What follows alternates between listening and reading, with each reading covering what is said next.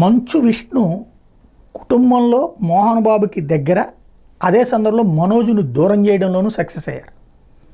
కుటుంబంలో ఇంటి పెద్ద అందరినీ సమానంగా చూస్తూ ఉండాలి, అందరితో జాగ్రత్తగా మెలుగుతూ ఉండాలి, డిస్పారిటీస్ లేకుండా చూసుకోవాలి.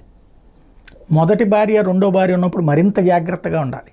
ఇక్కడ ఆ జాగ్రత్తలు అన్నటువంటిది ఉందా లేదా అంటే, మంచు మనోజ్ తాజాగా మరొకసారి మీడియా ముందుకి, అయ్యా మా ఇంట్లో కరెంట్ లేకుండా చేయడం కోసం అని చెప్పేసి పంచదార కలిపి డీజిల్ పోశారు అని చెప్పి, రెండో పక్కన మంచు మోహన్ బాబు గారు అసలు దాని మీద ఏమీ స్పందించట్లేదు. అసలు తన కొడుకుని బయటికి పొమ్మనమని చెప్పింది ఆయన, ఇంట్లోంచి బయటికి పొమ్మనమని చెప్పింది ఆయన, పోవట్లేదని చెప్పి విష్ణు తరపున ఉన్నటువంటి వాళ్ళు లేదా మోహన్ బాబు స్టాఫ్ అవతలకు పంపించిన ప్రయత్నం చూసాం. అయితే విష్ణు మాత్రం తన తండ్రి మంచి చేసినా తప్పు చేసినా తప్పు అని తెలిసినా నేను పట్టించుకోను, మా నాన్న ఇచ్చేస్తే అదే రైట్ నాకు అంటం ద్వారా తండ్రి పట్ల అపార భక్తిని ప్రదర్శించారు.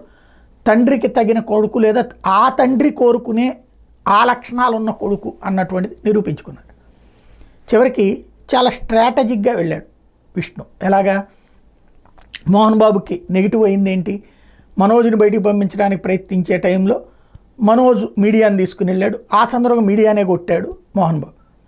దానివల్ల మోహన్ బాబు మీదనే క్రిమినల్ కేసు నమోదైంది. ఆ కేసులో ఇప్పుడు అల్లు అర్జున్ ఉదంతం చూసిన తర్వాత ఏం జరుగుతుంది అన్నటువంటి అందరూ అనుకున్నారు. తీరా చూస్తే అల్లు అర్జున్ అయితే ధన్మని తీసుకెళ్ళి అరెస్ట్ చేశారు, మోహన్ బాబు కళ్ళెదురుగుండానే పోలీసులు కళ్ళెదురుగుండానే కొట్టారు. అలాగే మొన్న ఆయన ఇంట్లో లేరు పారిపోయారని రాసుకొచ్చింది మీడియా, తీరా చూస్తే నేను ఇంట్లోనే ఉన్నానని చెప్పారు. అయినా పోలీసులు ముట్టుకోలేదు. తెలివిగా అటు పోలీసులతోనూ మాట్లాడుకుని ప్రభుత్వంతో మాట్లాడుకుని ఇటు పక్కన తన తండ్రిని తీసుకెళ్ళి ఆసుపత్రిలో టీవీ9 రంజిత్ని పరామర్శింప చేయడం ద్వారా తండ్రికి పూర్తిగా అండగా నిలబడే కొడుకుగా విష్ణు, ఆ తండ్రిని ఏడిపించే కొడుకుగా మనోజ్ని ప్రొజెక్ట్ చేయడంలో సక్సెస్ఫుల్గా కథ నడిచింది.